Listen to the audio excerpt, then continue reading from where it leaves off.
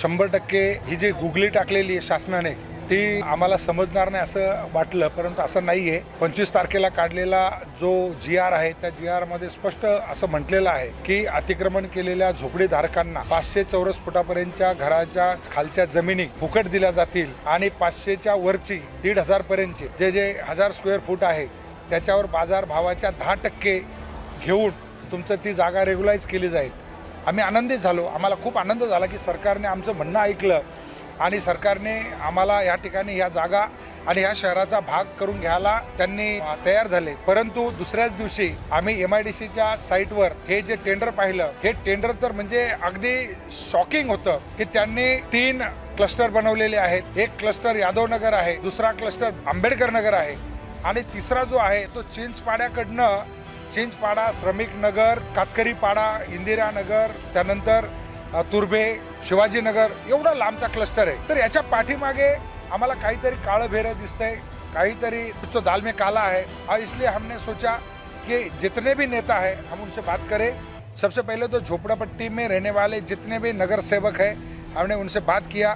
मी त्यांना सांगितलं की ह्या दोन्ही गोष्टीचा परस्पर अर्थ काय लागतोय आणि ती गोष्ट त्यांच्या लक्षात आली। सगळ्या नगरसेवकांनी ते ॲक्सेप्टही केलं की हो याच्या विरोधात आपल्याला लढावं लागेल। आता जी खूपच जवळ आहेत त्यांच्याशी आपण जवळीक साधली पाहिजे, जसं की या ठिकाणी नगर विकास खातं आहे त्यांच्याशी जवळीक असलेले विजयजी चौगुले आहेत, त्यांनी त्या ठिकाणी उपमुख्यमंत्री यांच्यामार्फत हे MIDCने काढलेले जे टेंडर आहे त्याला स्थगिती मिळेल असं ते म्हणतायत।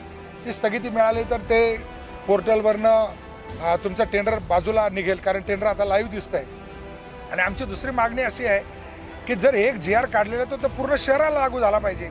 सिडको काय आणि MIDC काय, आता MIDCमध्ये आपण पाहत आहे की मोठ्या प्रमाणामध्ये स्टँडर्ड अल्कली असेल किंवा हर्डेली असेल, घरकुलं तयार होत आहेत, घरं तयार होत आहेत, 30-30 माळ्याचे टावर तयार होत आहेत। मग आपण निवासासाठी राखीव असलेल्या ठिकाणीच हे लागू करायचं तर आपण त्याच्यामध्ये औद्योगिक क्षेत्राचा उल्लेख करावा। एक ओळ ॲड केली तर या ठिकाणी हे टेंडर ऑटोमॅटिक खालसा होत आहे।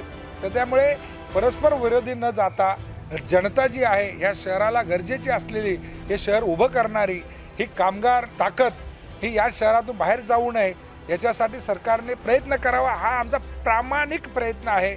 आणि तो प्रामाणिक प्रयत्न आम्ही उद्यापासून पुन्हा एकदा सुरू करणार आहोत। आणि जर ह्या दोन्ही गोष्टींना स्थगिती मिळाली तर सुंदर, अन्यथा आम्ही कोर्टाची पायरी त्या ठिकाणी निश्चितपणे जनतेच्या वतीने मग आंदोलन असेल ते आंदोलनही करू आणि न्यायिक मार्गाने आम्ही देखील पुढे जाऊ।